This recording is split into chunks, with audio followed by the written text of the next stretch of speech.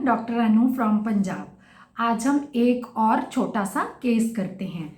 मेरे पास एक lady around 50 year old अपने हस्बैंड के साथ आई।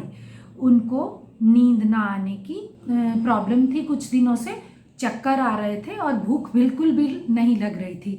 अगर उन्हें फोर्सफुली खाने को बोला जाता था तो बहुत ज़्यादा नौजिया होता था, जी कच्चा होता था उनका। तो वो अपने हस्बैंड के साथ आई। तो जब मैंने उनको पूछा, जैसे ये प्रॉब्लम्स कुछ दिन से हो रही थी, तो मैंने उनसे पूछा कि क्या हो गया था। तो उनके हस्बैंड ने बताया कि उनका बेटा है 21-22 साल का, तो उसकी कनाडा के लिए उन्होंने फाइल लगाई थी और वर्क परमिट पे उन्होंने अपने बेटे को कनाडा भेजना था, लेकिन उसकी रिफ्यूज़ल आ गई।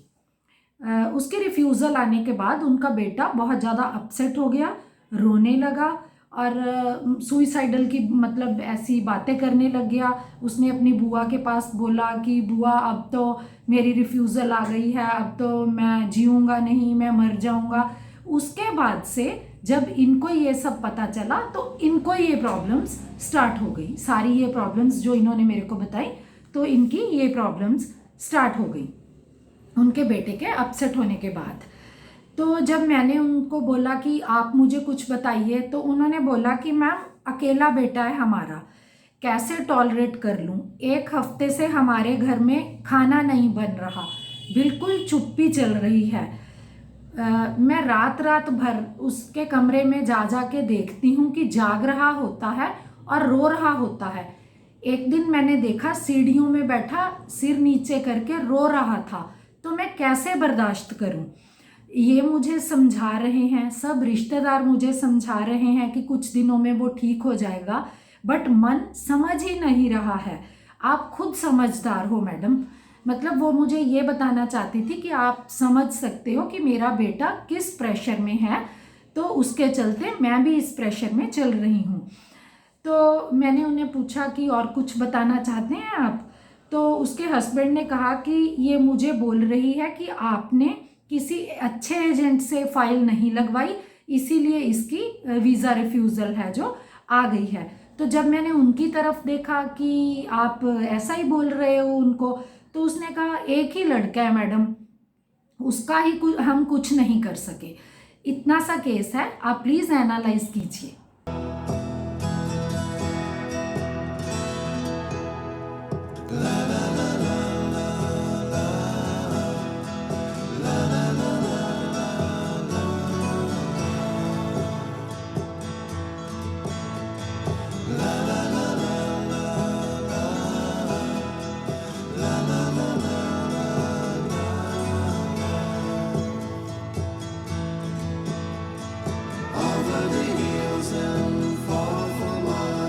She's waiting for love to be realized.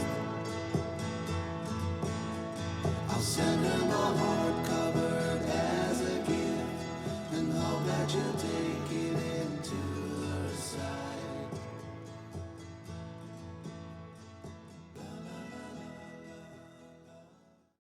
पहला रूब्रिक जो मैंने कंसिडर किया वो था मैटरनल इंस्टिंक्ट एक्सेजरेटेड। अब हम ये रूब्रिक समझते हैं। मैटरनल इंस्टिंक्ट क्या होती है? एक माँ की प्रवृत्ति। यहाँ पर पेशेंट को प्रॉब्लम उसकी वीज़ा रिजेक्शन से नहीं आई।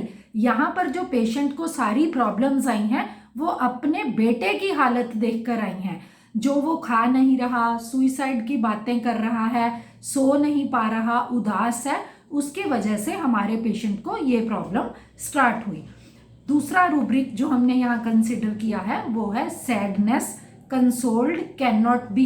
उसके हस्बैंड, उसके रिलेटिव उसे समझाने की कोशिश करते हैं कि कुछ दिनों में वो ठीक हो जाएगा। ऐसा रिजेक्शन हुई है तो थोड़े दिन तो लगते ही है ना बच्चे को, लेकिन इसका ये नहीं समझ पा रही है उस चीज़ को। और third rubric anxiety duty as if he had not done his. उसने मुझे बोला एक ही तो लड़का है मैडम, उसका भी हम कुछ नहीं कर पाए। एंड द फोर्थ रूब्रिक जो अपने हस्बैंड को वो बोल रही है कि आपने कोई अच्छा एजेंट नहीं देखा, उसकी वजह से इसका वीज़ा रिजेक्ट हुआ है। The fourth rubric was reproaching others. यहाँ पर मैंने उसको आर्सेनिक 30 की 3 डोजेस दी।